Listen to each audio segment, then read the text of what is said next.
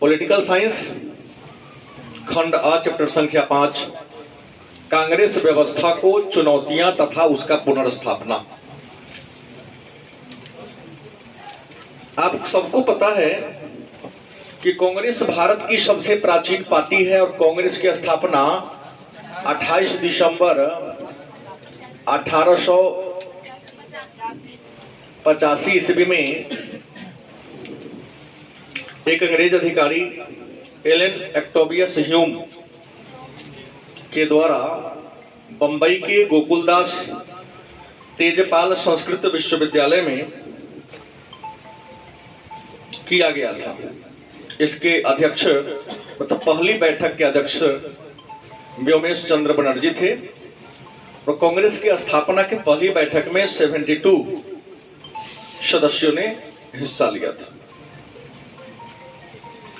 देश की आजादी की लड़ाई में अगर सबसे ज्यादा किसी राजनीतिक पार्टी ने अपना महत्वपूर्ण योगदान दिया है तो उस पार्टी का नाम है भारतीय राष्ट्रीय कांग्रेस। लेकिन और आजादी के बाद पहली बार जब आम चुनाव हुआ था तो पहला आम चुनाव से लेकर तीसरा आम चुनाव तक हमने कहा था कि पहला आम चुनाव हुआ था 1952 में, दूसरा आम चुनाव 1957 में और तीसरा आम चुनाव 1962 में। इस तीनों आम चुनाव में कांग्रेस ने पूरी सफलता हासिल किया था, पूरी सफलता प्राप्त किया था। लेकिन एक बात है कि हमने तीसरी आम चुनाव के बाद एक कहानी आपको पढ़ाया था कि 27 मई 1964 को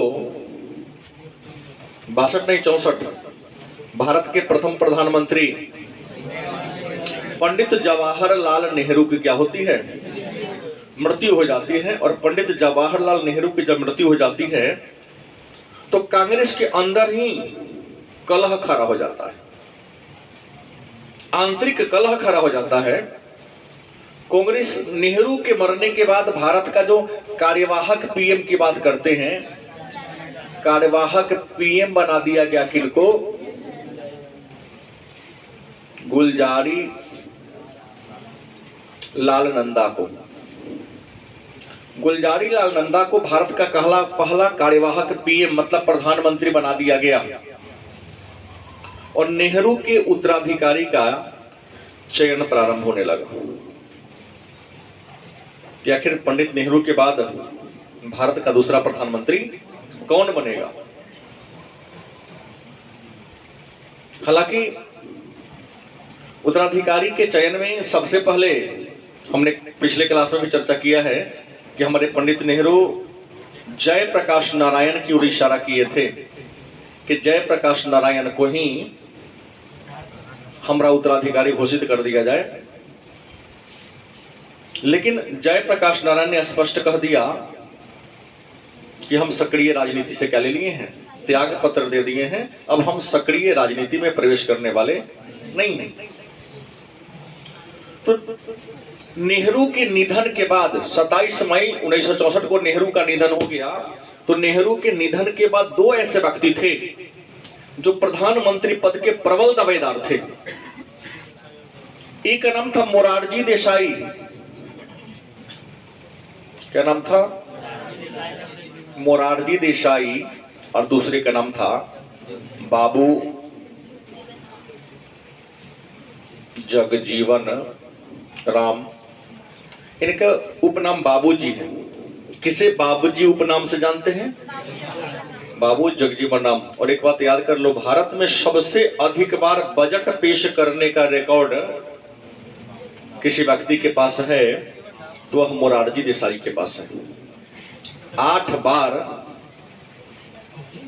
इन्होंने वित्त मंत्री के रूप में भी काम किया है। 8 बार इन्होंने बजट पेश करने का काम किया। सबसे बड़ी बात कि वह वित्त मंत्री जो अपने जन्मदिन के अवसर पर बजट पेश किया था तो वह मोरारजी देसाई था।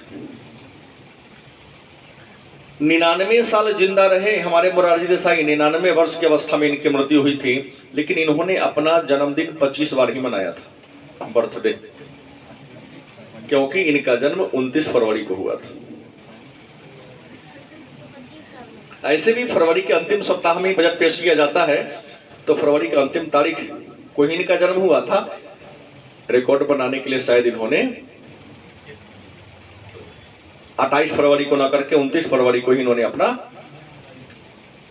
अपने वित्त मंत्री के काल में बजट पेश कर दिया। तो दो आदमी दावेदार थे, गुलजारी लाल नंदा जो औलिया कार्यवाहक थे, यह भी इच्छा इनकी भी थी कि जब हम पद पर हमको चुनिए लिए हैं तो जब तक चुनाव न होता है तब तक हम ही को रहने दिया जाए। लेकिन एक बात है, कांग्रेस पार्टी एक लोकतांत्रिक पार्टी है। कांग्रेस पार्टी अभी नहीं है, जैसे आजकल शादी विवाह में कहता कि ये हो रहा है बरमाला, हालांकि अथवा जयमाले कहता है, कहने के कोई औचित्य नहीं है। जयमाला किसी युद्ध के विजय के उपरांत पहनाया जाता है, नहीं। प्रश्न करता क्या है, हाँ जयमाला अदा कर कहते जयमाला होने वाला है, क्या कहते बरमाला होने वाला है, भाई युद्ध ही है शादी एक प्रकार का। जो दहेज का बाजार चल रहा है इसमें उसका नाम है कि जबरदस्ती माला होनी चाहिए। बरमाला राजा महाराजाओं के द्वारा प्रारंभ की गई परंपरा थी, गलत से। राजा की बेटी अगर विवाह करने के लायक हो जाती तो पूरे देश में निमंत्रण भेज दिया जाता।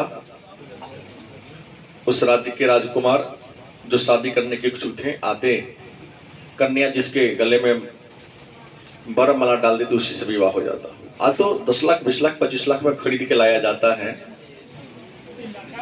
हाँ तो हम कहाँ बोले नहीं खरीद लाया जाता है, उसके हैसियत के अनुसार से किस पद पर है। बेरोजगार है तो 2-3 लाख चलबे करता है, बेरोजगारी की कीमत 1.5 लाख 2 लाख रुपया।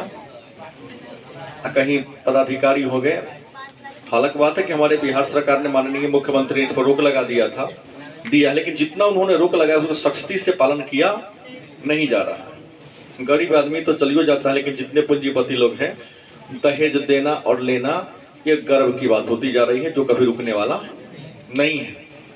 खैर मुद्दे पर है, बाबू गुलजारी लाल नंदा ने इच्छा व्यक्त की, लेकिन एक बात हमने कहा कि कांग्रेस पार्टी एक लोकतांत्रिक पार्टी थी, है भी कागज पर है, लेकिन उस समय रियल में लोकतांत्रिक पार्टी थी। वही होता था जो कांग्रेस के अध्यक्ष चाहते थे। जब तक पंडित जवाहरलाल नेहरू जिंदा रहे, गांधी जब तक जिंदा रहे, कांग्रेस में गांधी की चलती थी।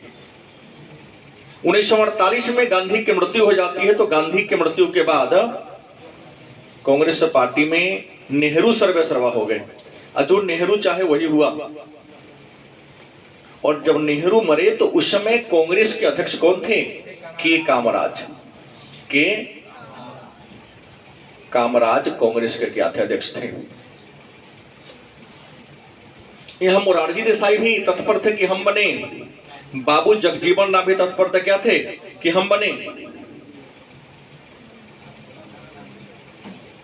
लेकिन कांग्रेस पार्टी में कांग्रेस के वरिष्ठ नेताओं का एक समूह था जिसका नाम था सिंडिकेट।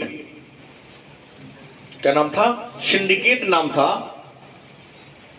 इन वरिष्ठ नेताओं के सहमति और कांग्रेस अध्यक्ष के कामराज के प्रयास से बिना मंत्री पद का, बिना मंत्री रहे ही हमारे लाल बहादुर शास्त्री को, किसको?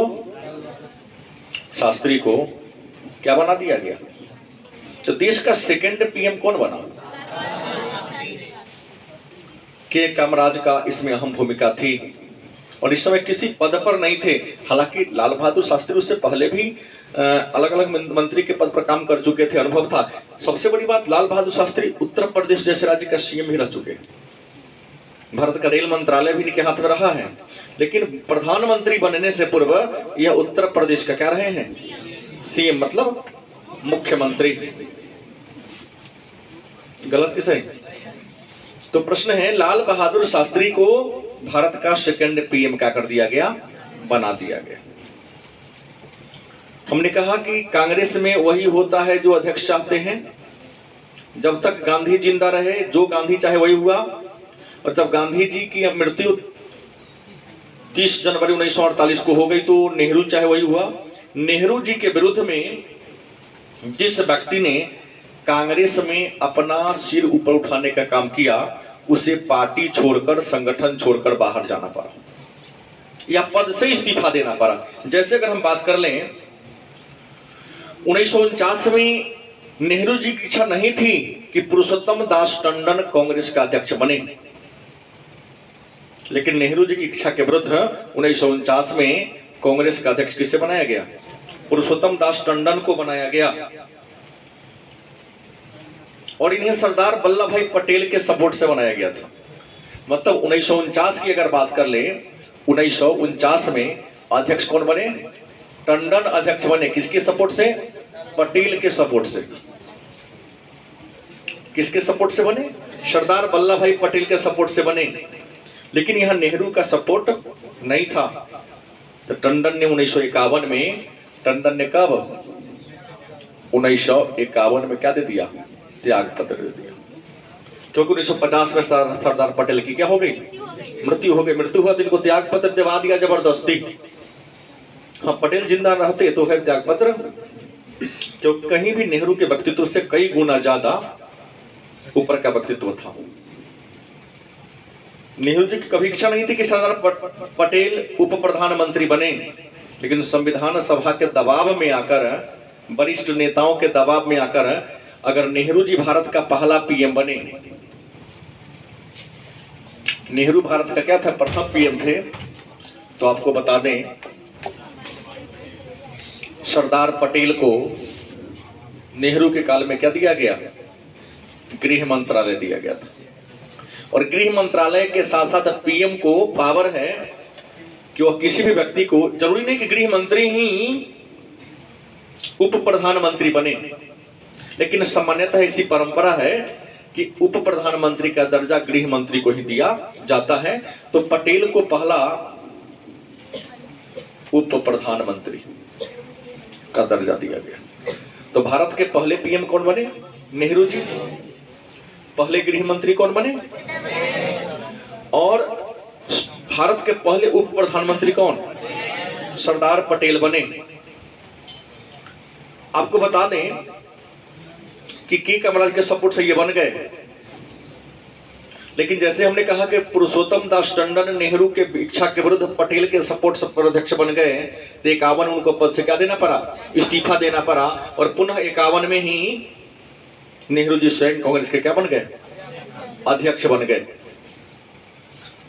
दूसरी बात, पहला आम चुनाव 1952 में हुआ, दूसरा आम चुनाव 1957 में हुआ, तीसरा आम चुनाव 1962 में हुआ। जब तीसरा आम चुनाव 1962 में हुआ तो कुछ नेता ऐसे थे जिनका पार्टी पर दबदबा, थोड़ा सा संगठन पर दबदबा क्या हो रहा था? बढ़ रहा था। उस नेताओं में था मोरारजी देसाई और बाबू जगजीवन राम। इनका दबदबा बढ़ रहा था। नेहरू जी को लगा अगर इसका दबदबा बढ़ जाएगा तो हमारा व्यक्तित्व क्या हो जाएगा? डाउन हो जाएगा। तो इन दोनों को वरिष्ठ पद से, मंत्री पद से हटाकर संगठन के काम में जोड़ने के लिए अपना ऊपर दिखार न हुए, होशियारी से काम लिए 1963 में एक योजना पेश कर दिया। उसका नाम था कामराज योजना। बात वही हुआ। आप समझ रहे हैं बात को कि कामराज योजना क्या है? तो कांग्रेस के कुछ वरिष्ठ मंत्री जिनका कांग्रेस पर दबदबा बढ़ रहा था, इससे नेहरू की लोकप्रियता को शायद थोड़ी सी दिक्कत आ रही थी, ठेस पहुंच रही थी। तो अपनी लोकप्रियता को, अपनी दबदबा को बनाए रखने के लिए नेहरू जी ने कांग्रेस अध्यक्ष के कामराज के नेतृत्व में एक आयोग का गठन किया। उन्हें समझाया कि इन लोगों को कहां भेज दिया है? संगठन में भेज दिया जाए। मतलब जो शीर्ष पर खड़े थे, ताइए गांव गांव घूम के कांग्रेस के बारे में प्रचार प्रसार कीजिए कि विधानसभा में जितना पहले सीट मिलता था अब कम मिल रहा है, लोकसभा में जितना पहले सीट मिलता था प्रतिशत क्या हो गया है? गलत कि सही? अगर देखा जाए, जैसे उत्तर प्रदेश में आदित्यनाथ योगी ही सीएम बने हैं दूसरी बार, लेकिन आप देख सकते हैं पहले बार जितना इनको सीट मिला था उसके तुलना में क्या मिला है? ज्यादा मिला है। हमको तो लगता है कम मिला है, परसेंट घटा है। नहीं भी कम मिला है। पहले की तुलना में 1 सीट घटा हो, 2 सीट घटा हो। राजनीति में ज्यादा रुचि तो मेरे को पास नहीं है, लेकिन हमको पता है कि सीट कम मिला है। गलत कि सही? खैर जो हो, तो के कामराज योजना के तहत इन लोगों को क्या कर दिया गया? बाहर निकाल दिया गया। और इसके बाद के कामराज के सपोर्ट से ये दोनों का दबा दिया गया, और दबाने के बाद लाल बहादुर शास्त्री को क्या कर दिया गया? पीएम बना दिया गया। लेकिन आपको पता है कि 1965 के लड़ाई के बाद 10 जनवरी 1966 ईस्वी को, कब? 10 जनवरी 1966 ईस्वी को ताशकंद समझौता हुआ, और 11 जनवरी को, कब? 11 जनवरी 1966 को इनकी क्या हो गई? भारत के किस प्रधानमंत्री की मृत्यु विदेश में हुई? कहां हुई? ताशकंद। कौन देश में हुई? रूस में। लेकिन वर्तमान समय में ताशकंद रूस का शहर नहीं है, बल्कि ताजिकिस्तान, उज्बेकिस्तान एक देश है, उसी उज्बेकिस्तान की क्या है? राजधानी। 2-4 अपवाद को छोड़ दिया जाए तो जिसके शब्द के, जिस देश के अंत में तान हो, चाहे उज्बेकिस्तान हो, कजाकिस्तान हो, किर्गिस्तान हो, तुर्कमेनिस्तान हो, नहीं, पाकिस्तान अफगानिस्तान नहीं लेंगे नाम। हमने कहा कुछ तान को छोड़ दिया जाए, वो सब सोवियत रूस से ही अलग हुआ है। हाँ, मुस्लिम कंट्री। पाकिस्तान और अफगानिस्तान को छोड़कर बाकी यूरोप महादेश की हम बात कर ले, केवल एशिया की नहीं। यूरोप में, लेकिन अब तो एशिया में आ गया। और रूस विश्व का ऐसा देश है जो जिसका कुछ हिस्सा उत्तरी अमेरिका महादेश में भी पड़ता है। करता है ना? बंद कर दो। अलास्का, ठीक बात है। और आधा से ज्यादा यूरोप में पड़ता है, तो आधा से थोड़ा कम एशिया महादेश में पड़ता है। ठीक है। अलास्का राजनीतिक रूप से भले ही यूरोप के अधीन है, लेकिन भौगोलिक दृष्टिकोण से अमेरिका उत्तरी अमेरिका महादेश में पड़ जाता है। लेकिन अमेरिका सटा हुआ है, लगता है अलास्का कनाडा सटा हुआ है। फिर मुद्दे पर आते हैं। ये मर गए। जब इनकी मृत्यु हो गई, तो इनके मरने के बाद पुनः गुलजारी लाल नंदा को क्या बना दिया गया?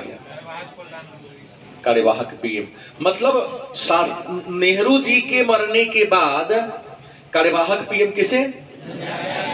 और शास्त्री जी के मरने के बाद भी कार्यवाहक किसे पीएम बनाया गया? गुलजारी लाल नंदा को ही पीएम बना दिया गया। अब यहां पर नेतृत्व का संकट पुनः खड़ा हो गया कि भाई किसे प्रधानमंत्री बनाया जाए। पुनः यहां जब गुलजारी लाल नंदा को कार्यवाहक पीएम बनाया गया, तो यहां तो शास्त्री जी बना दिया गया। किसके सपोर्ट से बने थे? के कामराज के सपोर्ट से बनेंगे थे। अब के कामराज पुनः सरफरा अपनी इच्छा को थोपना चाह के फलाना आदमी क्या बनेगा? पीएम बनेगा। अब मोरारजी देसाई तो देखे कि हमारा तो बनाने वाला है ना, गलती की सही, हमको तो बनाने वाला है नहीं। तो मोरारजी देसाई पहला व्यक्ति थे जिसने अध्यक्ष का विरोध किया। हाँ, विरोध, खुलकर विरोध कर दिया कि ना आपके ना बनाइएगा, आपका दादागिरी यहां चलने वाले वाला नहीं। के कामराज अध्यक्ष का क्या किया? विरोध किया और इंदिरा का सपोर्ट किया। क्या कर लिया? समर्थन कर दिया है। हाँ, गुंगी गुड़िया। इंदिरा का सपोर्ट क्यों किया? इनको पता चल गया था कि हम सबसे वरिष्ठ थे, लेकिन फिर भी हमको पीएम नहीं बनाया गया था। सेकेंड, मतलब अध्यक्ष जो चाहता है वही होता है, तब क्यों ना अध्यक्ष का विरोध करते, किसी के गर्दन पर बंदूक रख के चला दिया जाए।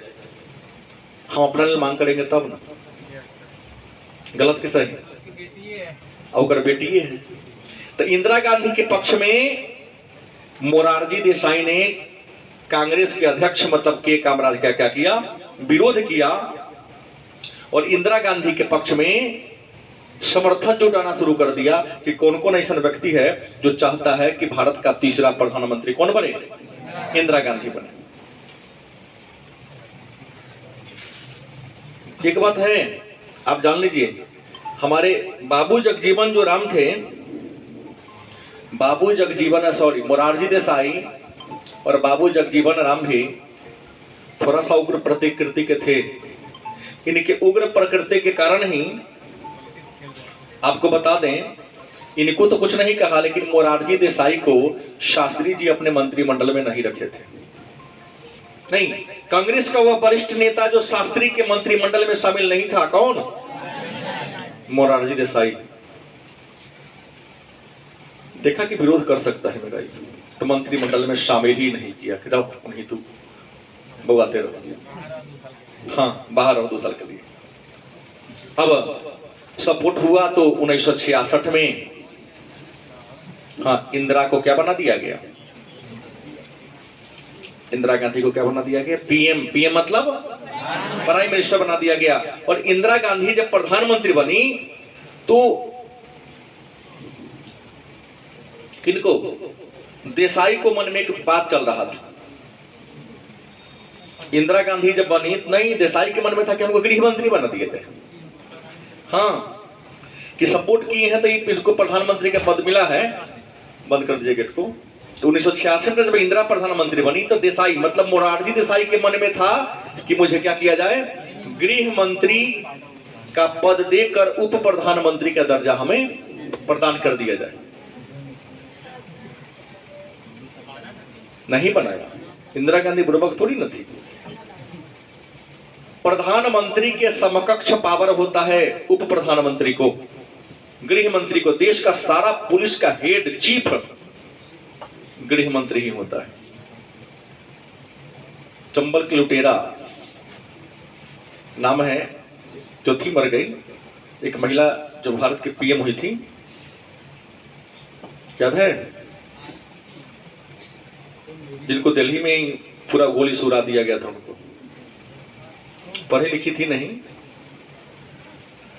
उसके उनके नाम पर एक बैटी टू क्वीन नामक फिल्म भी बन चुका है। फिल्म भी कोई महिला बहुत बड़ा क्रिमिनल थी, उनके साथ अत्याचार हुआ, ये बन के बाद में एमपी बनी, पढ़ी लिखी थी नहीं। कहा कि अब तो कौन पद लीजिएगा? तो कहा कि हम पूरा पुलिस के मंत्री बनना चाहते हैं।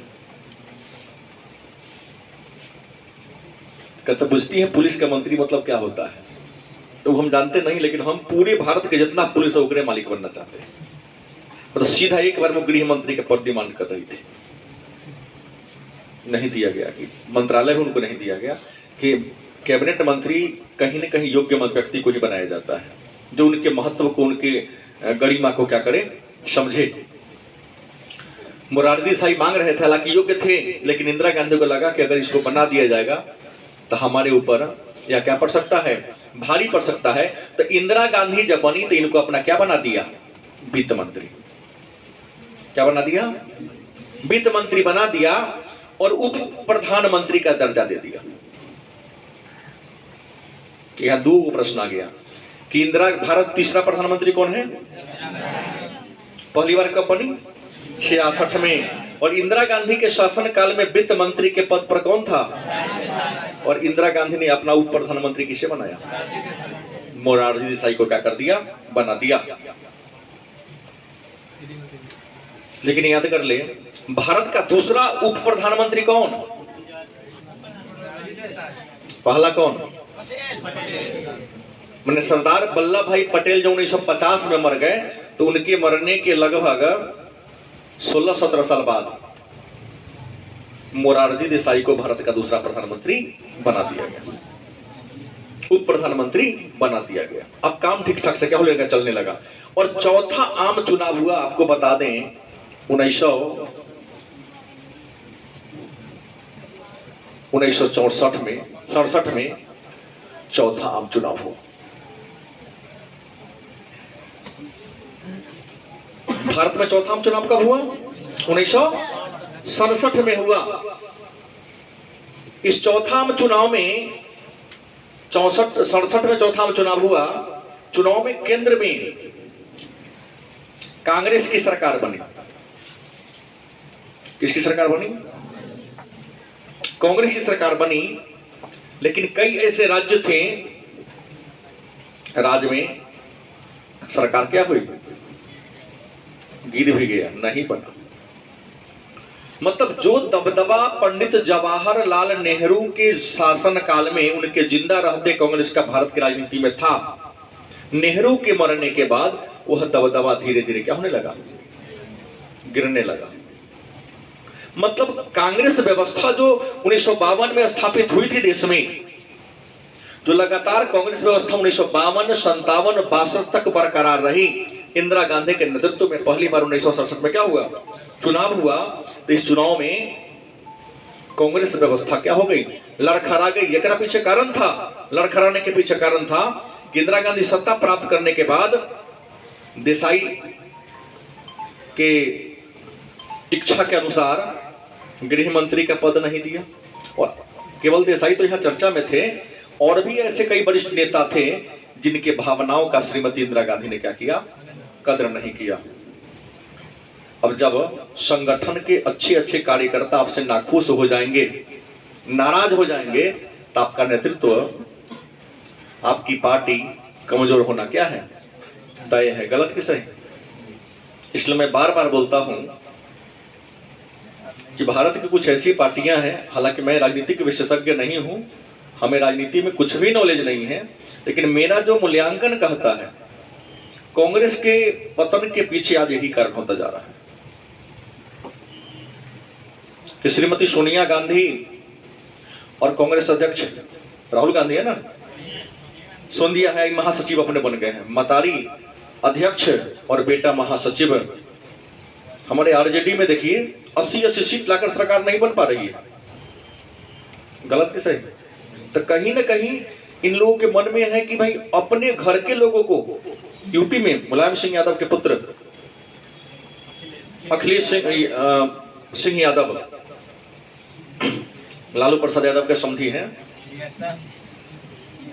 क्या है उनका पतन होने के पीछे रीजन यही होते जा रहा है कि इन लोगों के मन में हो गया कि जिसके सपोर्ट से ये आगे बढ़े हैं, अपने पद पर बने रहे, उन्हीं को दबा रहे हैं। देखो इंसान कितना भी चल जाए, धरती से उड़ना ज्यादा मत। अगर आप पृथ्वी को, धरती को पकड़ के रहोगे, क्या होगा, आप सुरक्षित रहोगे। तो ये लोग अपने कुछ कार्यकर्ताओं के बदौलत ऊपर चला गया। जब ऊपर चला गया, च्यूटी उटी समझ दिखाई नहीं, छोटे मोटे कार्यकर्ता का सम्मान नहीं होगा, वह पार्टी कुछ दिन आगे चलेगा, बाकी उसको क्या होना है, डाउन होना है। तो सरकार, केंद्र में सरकार बनी, लेकिन पहला आम चुनाव में जितना एमपी था प्रतिशत के रूप में, अब प्रतिशत में क्या आ गई, गिरावट आ गई। क्या आ गई, गिरावट आ गई। और दूसरी बात यहां पर, गिरावट तो आई, और गिरावट आने का परिणाम हुआ कि लोगों ने इसका नाम क्या दे दिया, कांग्रेस व्यवस्था को क्या दे दिया, व्यवस्था को चुनौती दे दिया। इंदिरा गांधी की स्थिति खराब होने लगी, तो इंदिरा गांधी ने 1969 की बात हम कर दे, कांग्रेस का क्या होता है, विभाजन हो जाता है। कांग्रेस का क्या होता है, विभाजन हो जाता है। क्योंकि इंदिरा गांधी दूसरी बार पीएम बनी किसके सपोर्ट से, सिंडिकेट के सपोर्ट से। किसके सपोर्ट से बनी, सिंडिकेट के सपोर्ट से। क्योंकि सिंडिकेट के ही नेता थे हमारे देसाई, इन्होंने खुलकर अध्यक्ष का विरोध कर दिया। किसके पक्ष में, इस समय सिंडिकेट के प्रधान देसाई ही थे। सिंडिकेट क्या था तो हमने चर्चा किया है, कांग्रेस पार्टी में वरिष्ठ नेताओं के समूह को क्या कहा जाता है, सिंडिकेट कहा जाता है। तो यहां पर कांग्रेस का बंटवारा हो जाता है। बंटवारा होने के पीछे दो गुटों में बढ़ जाता है, एक नई कांग्रेस और दूसरा पुरानी कांग्रेस। नई कांग्रेस और पुरानी कांग्रेस के बंटने के पीछे रीजन यह था कि इंदिरा ने सिंडिकेट को भंग कर दिया। क्या कर दिया, और सिंडिकेट का भंग कब किया, 1969 में। इंदिरा गांधी सिंडिकेट माने वरिष्ठ नेताओं का जो ग्रुप था, जो समूह था, उसको क्या कर दिया, भंग कर दिया, तोड़ दिया। उनको लगा कि सिंडिकेट रहेगा ना, तो जब जब होगा हम पर दबाव डाला जाएगा। और सिंडिकेट अपने हिसाब से हमसे सब काम को क्या कर लेगा, तो करवा लेगा। तो इंदिरा गांधी सोची न रहे बांस न बाजे, बांसुरी न रहेगा सिंडिकेट में हम पर किसी प्रकार का क्या आएगा। सिंडिकेट को जैसे ही भंग किया तो 1969 में कांग्रेस का विभाजन हो गया। जितने नौजवान लोग थे इंदिरा गांधी के सपोर्ट में इंदिरा गांधी की तरफ रह गई, और जितने बुजुर्ग थे वो इंदिरा गांधी के साथ को क्या कर दिया, छोड़ दिया। गलत सही सिंडिकेट का बंटवारा हो गया। अब जितने पुराने वरिष्ठ नेता थे, जितने क्षेत्रीय पार्टियां थी, छोटी छोटी पार्टियां थी, राज्य स्तरीय पार्टी थी, उन सारी पार्टी में जाके क्या हो गया, सपोर्ट करता मिल गया, समर्थन करना शुरू कर दिया। हम तुम्हारे साथ हैं,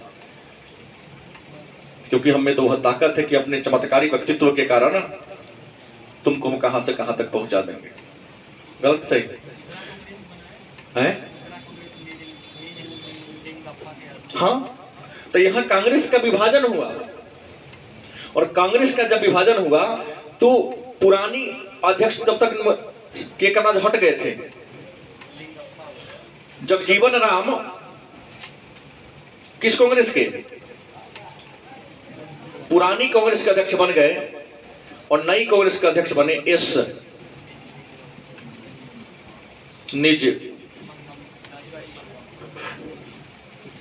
निजलिन गप्पा, और पुरानी कांग्रेस का अध्यक्ष हाँ जगजीवन राम बने।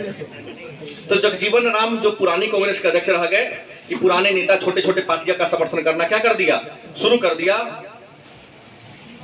और सारे छोटी पार्टियों के साथ मिलकर नारा लगाने लगा, इंदिरा हटाओ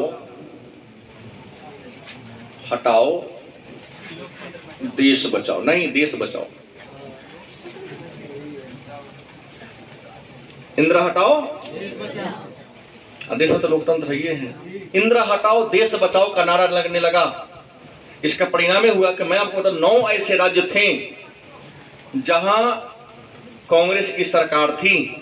1970 आते आते 9 ऐसे राज्य, सॉरी मैक्सिमम राज्य में कांग्रेस की सरकार थी, 9 राज्य में सरकार क्या हो गया, गिर गया।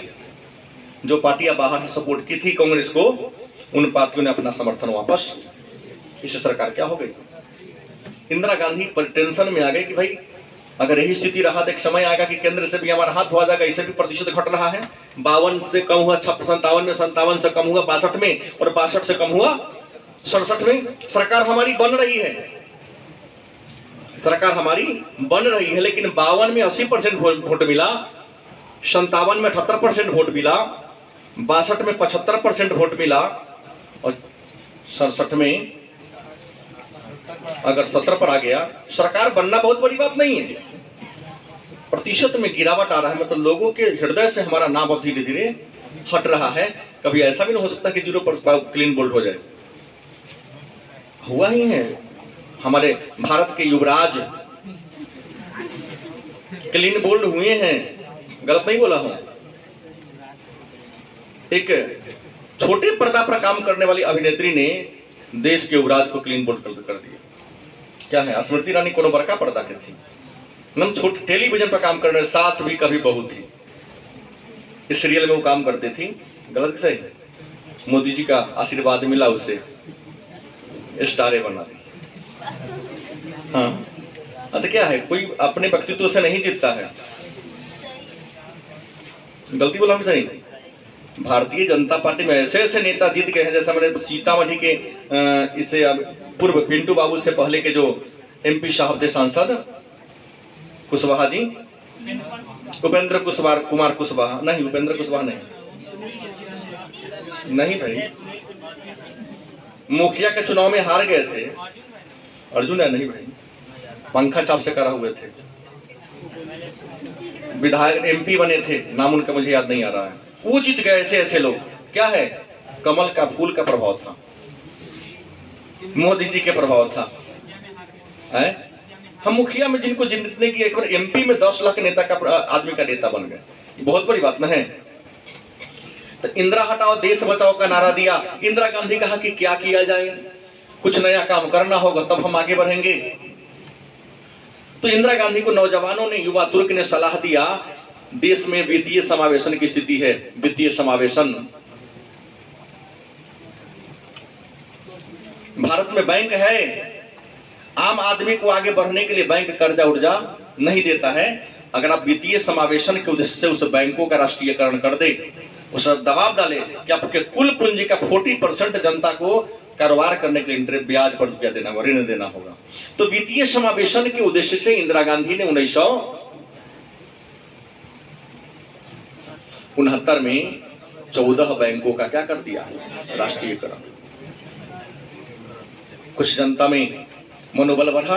और दूसरा एक और काम किया, प्रीवी पर्स। हाँ भाई, प्रीवी पर्स को क्या कर दिया 1970-71 में।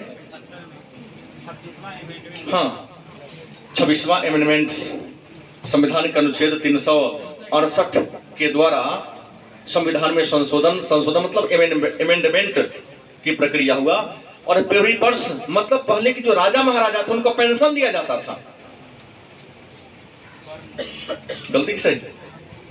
अभी तो मांग चल रही है कि एक बार जो बन गया पीएम, एक बार विधायक बन गया, एक बार एमपी बन गया, तो पहले को बार का पेंशन मिलेगा, दूसरा का बनेगा उसको पेंशन मिलेगा, तीसरा बार बनेगा हर बार का अलग अलग पेंशन मिलेगा। इस सरकार की कौन सी पॉलिसी है? ये तो सरकार की बेहूदगिरी की कोई हिसाबे नहीं है भाई। एक बार तू बनेगा तो एक ही बार का ना मिलेगा कि जितना बार वाला अपना उतना बार का तुमको पेंशन मिलेगा। ये सब अपना हित में काम करता है। केवल नेताओं का वन पेंशन एक बार उसी को दिया जाए, कितना अरबों रुपया देश का बचेगा। लेकिन जनता तो पढ़ी लिखी है नहीं, जनता तो बेचारी है। बेचारी और बेचारा दोनों है, गधा गधी दोनों है। खोजता ही नहीं है कि भाई एक व्यक्ति 5 बार विधायक बन गया तो 5 बार का अलग अलग पेंशन मिलेगा। ये लोग आदमी एक पेंशन 5 प्रकार के ले रहा है, ये कौन हिसाब हुआ? देश एक है तो हर चीज जब जीएसटी बन गया तो पेंशन पॉलिसी क्यों नहीं? भारत का राज्य पंजाब पहला है। अरविंद केजरीवाल ने कहा कि ना, ये ना चलेगा। तो 50 बार बनो इससे मतलब नहीं है, लेकिन पेंशन एक ही बार वाला मिलेगा, तो शुरुआती वाला है।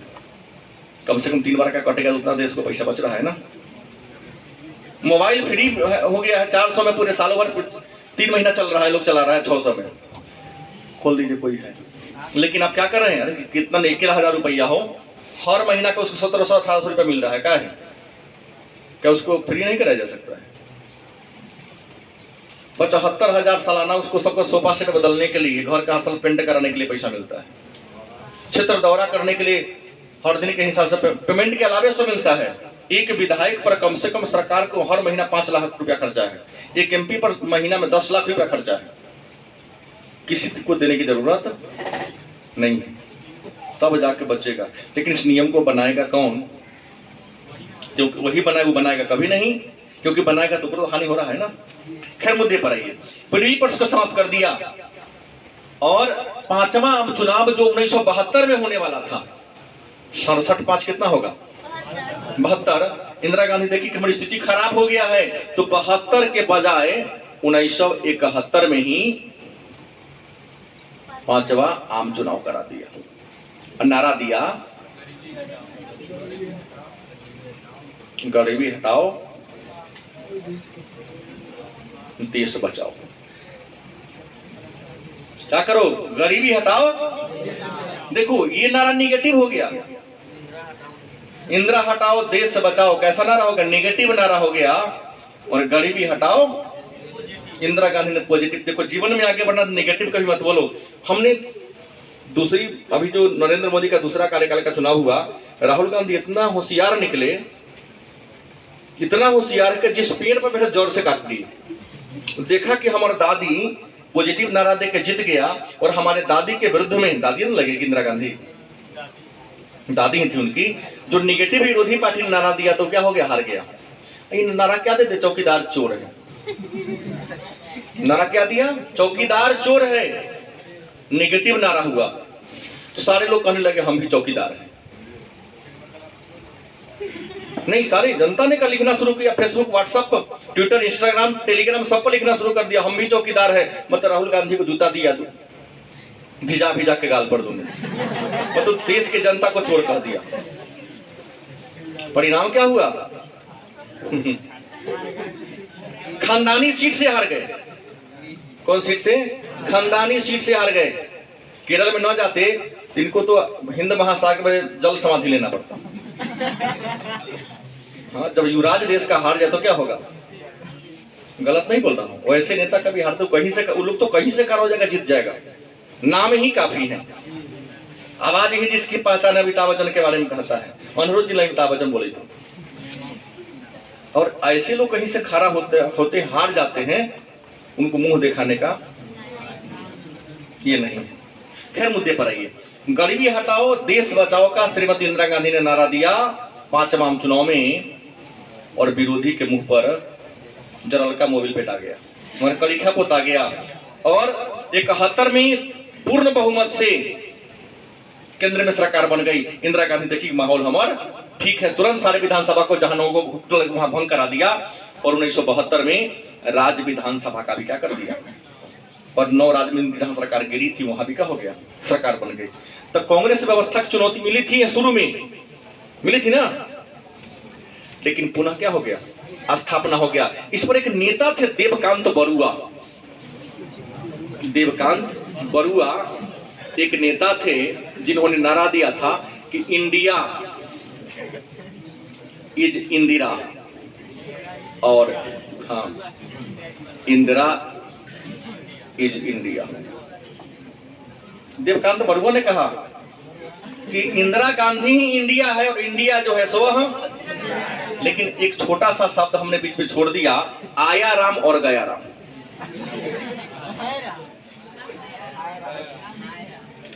देखो यहां 1969 में 67 में जो कहा मैंने लिखा, 67 में जो चुनाव हुआ था, चौथा चुनाव, कई राज्य में कांग्रेस की सरकार क्या हुई थी, गिर गई थी, और मिलीजुली सरकार बनी थी। क्या हुई थी? राज्य स्तर पर कई छोटी छोटी पार्टियां मिलजुल कर क्या बनाई थी, सरकार बनाई थी। लेकिन सब में वैचारिक एकता, तो सरकार बनती थी और 2 महीना के बाद समझौता, जैसे बेसी साधु होला से मठ गड़बड़ा जाता है। वो अपना अपना सिद्धांत पर चलेगा, अपना अपना सिद्धांत चलेगा तो गड़बड़ाएगा स्थिति। वही चौथे आम चुनाव के बाद कई राज्यों में कांग्रेस के विरोध में कई पार्टियों ने आपस में मिलजुल कर गठबंधन की सरकार बनाई थी, मिलीजुली सरकार बनाई थी। लेकिन वह मिलीजुली सरकार स्थायी नहीं थी, सरकार बनती थी, लेकिन सरकार क्या होती थी, वैचारिक मतभेद के कारण 2 महीना, 4 महीना, 6 महीने के बाद क्या होती थी, गिर जाती थी। तो इंदिरा गांधी के समर्थकों ने नारा दिया था, आया राम, आए और गए। तो आज के क्लास में इतना है।